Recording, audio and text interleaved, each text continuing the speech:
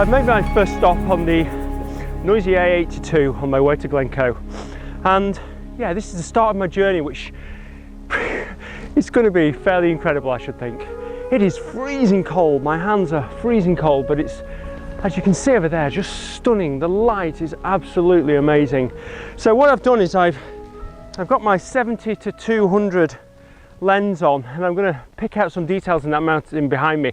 And this is very much going to be this first day, stopping at the side of the road and finding shots as I go along, because I'm on my way to Skye.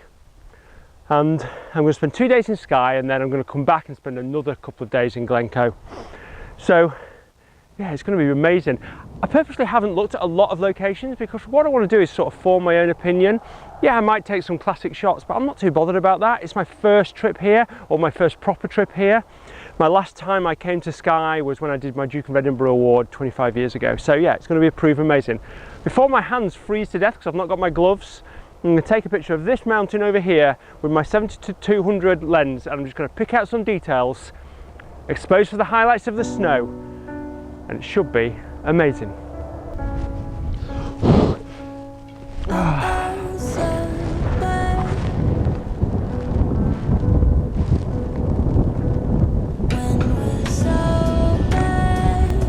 So what I'm trying to do is I'm just trying to pick out areas of the...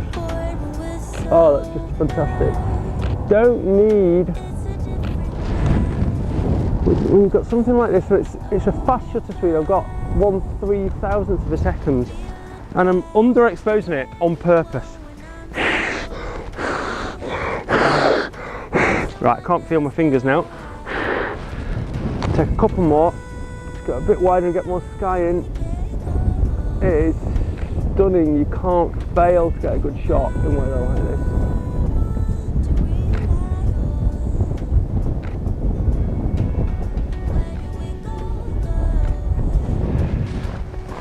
Let's go on.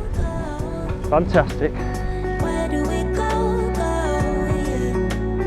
Where do we go, when we're sober?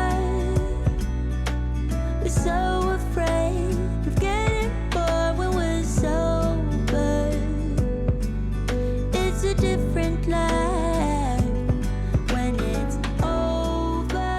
Found a frozen lake here, which just looks amazing, and I'm going to set my tripod up here and try and get a wide angle shot. There is a break in the frost as well, which creates a leading line all the way up to this mountain at the back. So excited. So I'm going to get my tripod out and see if I can get this now. So I'm quite excited about this tripod as well, actually. I've got it in this bag at the moment, which it won't stay in, but this is a Benro travel tripod, which is super compact and really sturdy, with a fantastic ball head. And the kind guys, it's the Travel Angel FTA 28C, and the kind guys at Benro have sent me this to try out, and it's going to make my climbing in the hills in Skye and Glencoe. Get my camera out, stick it on there and see how we go. Okay.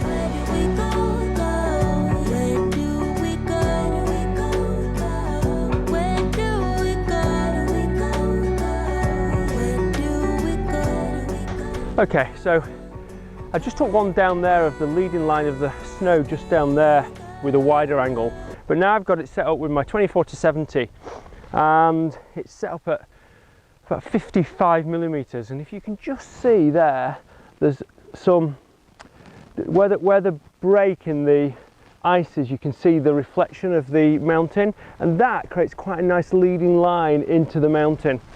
And again, I'm focusing on the highlights. I don't want to blow the mountain out, and that creates super drama in the sky behind, which is just amazing. I just got so lucky with the clouds. It is so cool.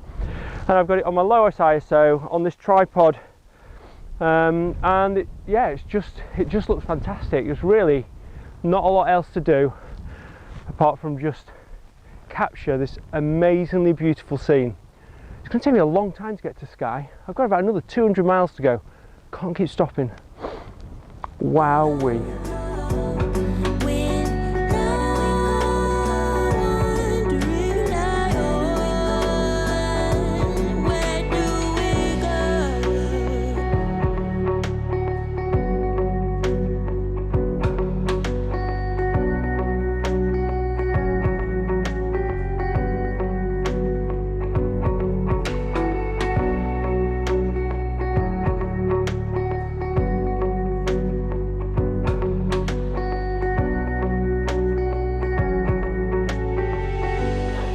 There's not much to say about this. It's a castle, it's sunset, let's take a picture and move on.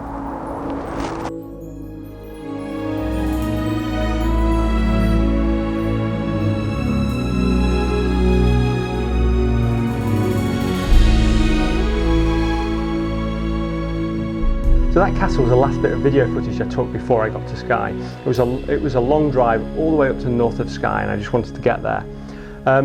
But I printed it out actually. I love this photo. It was a quick shot. I didn't stay there for long, but it's quite an iconic location, which I don't tend to take a huge amount of. I prefer to find my own sort of take on a location, but it was really difficult not to take this.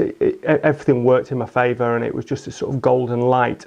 And it was really the last bit of light that I saw before, and for the next probably 2.5 days really. So my journey to Skye was quite an interesting one. It rained a huge amount, like I said, over the next few days, and I'm going to publish that video. But whilst I was driving up to Skye, one of the things that I did is I got my 70-200 lens on my Nikon, and as you saw right at the start of my video when I took the photo I'm going to show you in a minute, you know, this just allowed me, when I was just driving up, to stop the car and grab some compositions where I could zoom in and really pick out compositions a lot easier. So it's a good, I find the 70-200 lens is good when you haven't got a lot of time and you're struggling to find a composition. I said that in one of my recent videos as well. And that first photo that I showed you in this video, this one here of this mountain that I picked out, this is a handheld shot, and it's pin sharp as well because it was so bright. It's one of my favourites from this video. I think what makes this photo is this cloud here.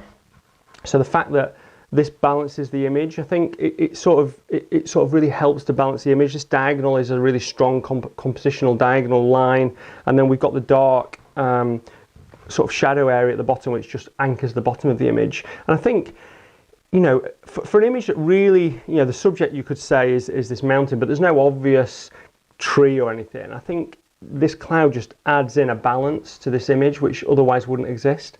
So yeah, I was really pleased with that. I think, you know, if you're struggling with compositions, as you can see as I drove up to Skye here, here's some other photos that I took on the way. You know, I just got out of my car, set my tripod up with my 70-200, and then easily got a composition with that lens, and it's so good. So definitely try that. The drone's similar. Here's a shot that I took with my drone when I arrived. You probably saw the drone footage right at the very beginning of the video. You know, there's this amazing road in Glencoe that goes right through Glencoe, and I took this drone footage, you know, turned the camera into portrait and took this drone footage with the video, but I also took an amazing image as well, which is a really strong, powerful composition. So just having the drone and that 70-200 allows me to take photos where usually I'm out hiking somewhere, but if I'm not doing that, then it allows me to just pick out elements of the landscape that I otherwise couldn't do without walking a lot further. So I wanted to mention that, and I wanted to say a little bit more about this week and my videos this week. So I'm going to publish a video midweek. This is a 3-part series of the Highlands of Scotland, and the first one is in the Highlands in Glencoe, the one you've just seen. The second one is going to be in Skye, a very wet and dreary couple of days in Skye, but I managed to get some good images. And the third one is back with a beautiful morning in Glencoe, but that had its ups and downs as well. I was in the wrong place, but anyway, I'm going to publish all those next 2 videos, one midweek and one at the end of the week, so that you get to see all 3 in the period of 7 days. Okay, so I hope you enjoyed today's video. Thumbs up if you liked it and comment below. It really helps me if you do comment or if you give it a thumbs up, so please do that. And if you're not already a subscriber to the channel, then please subscribe. And make sure you click that bell icon because there's going to be a midweek video this week. It's probably going to be Wednesday or Thursday, but I'm not sure. It depends on how much snow we get and whether I get out doing photography over the next few days. And yeah, I look forward to seeing you midweek. Thanks a lot. Bye-bye.